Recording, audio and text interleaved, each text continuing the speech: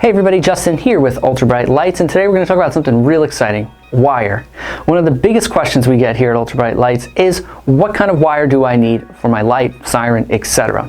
Now that's a tricky and loaded question to answer, but first let me start with what kind of wire to look for. You're going to want to look for primary wire. That will look something like this spool of wire here, or one of the bundles of wire that we sell here at Ultra Bright Lights. You're going to want stranded wire, and it needs to be copper, and it needs to be coated in PVC. Those are all important things to consider because an automobile moves and a house does not. So if the wire is good for your house, it's probably not good for your automobile. That includes wire nuts. Please do not use these whatsoever, as well as conduit. Please don't use any conduit or light switches. It's crazy the things you'll see on the internet.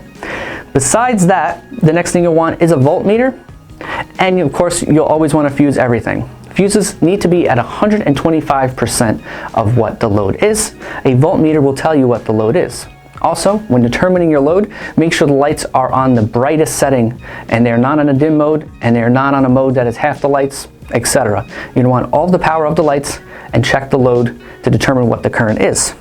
Now, when selecting the wire gauge and the wire length, you can use a chart like this handy one that the people over at Wheelin have made. Probably one of the best and easiest charts in my opinion to read. On this chart, you'll see different amperage, which again will be determined by your voltmeter, and the wire gauge you'll need, and it'll tell you the length that you need to run. So again, why is it such a loaded question when you ask us what kind of wire it is? Because all of these factors play in. Are there any additional items being connected to your controller? Is any other lights being connected to this line of wire? And how long are you running this wire? These will all be answered by this handy chart here. Now the last type of wire that I feel is important to mention is speaker wire.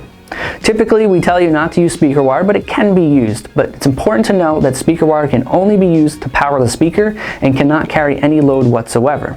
The other important thing is many speaker wires are thin and flimsy. Make sure you get one that is very durable and again covered in PVC, and do not run it near any hot components of the vehicle, especially because a speaker will typically be in the grill and it's going to run near hot engine parts. So in the case you're unsure, just stick with a primary wire. It'll work just fine. But if you're in a pinch and you only have speaker wire, it will work, but make sure it's going to work well. And now, I think I've covered all of the exciting facts of wire. If you have any other questions, feel free to drop a comment below or reach out to us. Don't forget to like and subscribe. Thanks for watching. We'll see you next time.